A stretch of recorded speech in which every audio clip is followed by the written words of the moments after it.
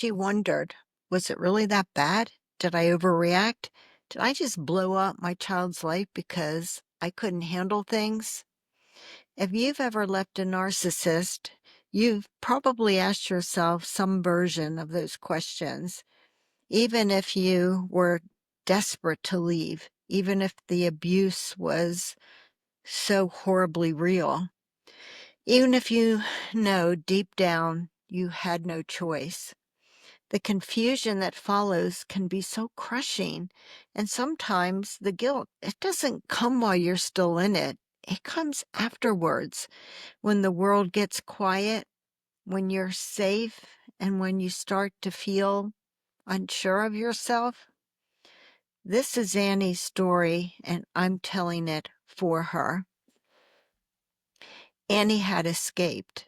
She found a tiny one-bedroom apartment on campus, barely enough room for a single bed and a fold-out cot. Her daughter slept in the bed, and of course Annie took the cot. It wasn't much, but it was all theirs. She'd done something bold, completely outside of her comfort zone. She enrolled in the university. Her daughter had just started kindergarten, so Annie built her entire class schedule around the school drop-offs, pickups, and the precious hours that they could share after school. Every morning, Annie packed a lunchbox and a backpack, one for her daughter and one for herself. She walked across campus with textbooks in one arm and a swirl of self-doubt in the other.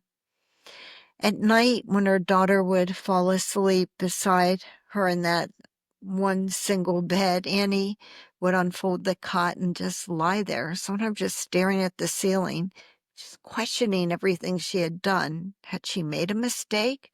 Was she the one who gave up on the marriage too soon? Was this guilt a sign that she had done something wrong, or just the cost of finally breaking free? I mean, there were no bruises, not the kind that people could see or recognize, but she remembered the silence, the dread, the feeling that her voice just didn't matter in her marriage. Still, now that she was gone, the guilt was relentless. She missed the version of herself who believed she could hold it all together. But that version had unraveled. And there she was in the small apartment with paper-thin walls, a fold-out cot, and a child who no longer flinched at bedtime, trying to rebuild a life that hadn't been hers in such a long time. Then one afternoon, while Annie was sorting through her class notes, her daughter brought her a drawing. This is so good. It was the two of them. They were just stick figures. They were holding hands, but they were both smiling. A sun in the corner, a little red heart between them. Annie didn't cry, not then. She just looked at it for a long time and breathed. Things were going to be okay. You know, this kind of guilt is not weakness. It's a symptom of survival. When you've lived in emotional chaos for years, leaving doesn't bring you instant peace. It brings you space, and in that space, your nervous system scrambles for something that feels familiar, even if that familiar was harmful. You might find yourself looking back and thinking, was I too sensitive, too dramatic? Did I destroy a family because I couldn't take it anymore? But that's the fog talking, not reality. That's the echo of gaslighting still rattling in your brain, because abuse doesn't scream. Often it's just whispers, and sometimes after you leave, you start to doubt whether that whisper existed at all.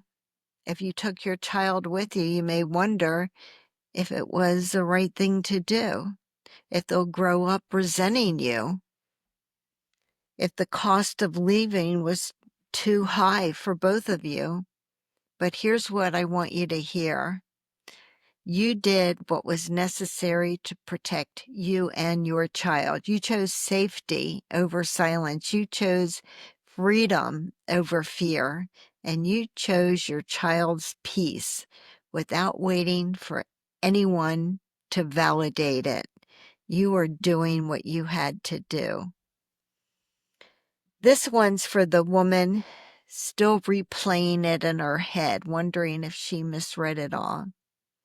This one's for the mother who stayed too long, then wondered if she left too soon.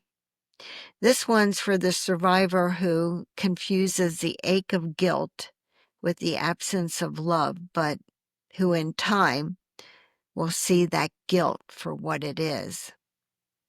The fog finally lifting. Not a sign to turn back. You were brave before you knew what brave even looked like. If you're new to this podcast, I'm Kyle Hackley, attorney and author of Undercurrent and the host of the Are You Annie podcast. Annie is a character, but her story is so true, and the pain behind it, the way it lives in our posture and our voices and our breath and our heads, it's true. It's on account of Annie that I feel like I know you. I can relate to what you're going through, and I recognize the courage that it takes to do what you're doing wherever you are in your journey. If this episode speaks to you at all, if you're getting something out of this, would you please hit the like button? And if you haven't already, subscribe, because that helps me in a big way to continue delivering these stories and connecting with you. Because what I hope we're doing here is creating a community of individuals who can hear each other, see each other through these words, these stories, and support each other. I honor your truth, and I don't want you to be alone because I want to be with you. As always, I want you to know that you are stronger than you ever believed, that you are a warrior against narcissistic abuse. And I want you to be tenacious and never, ever give up on what's important to you. So please take good care of yourself, and I will see you very soon. Thank you.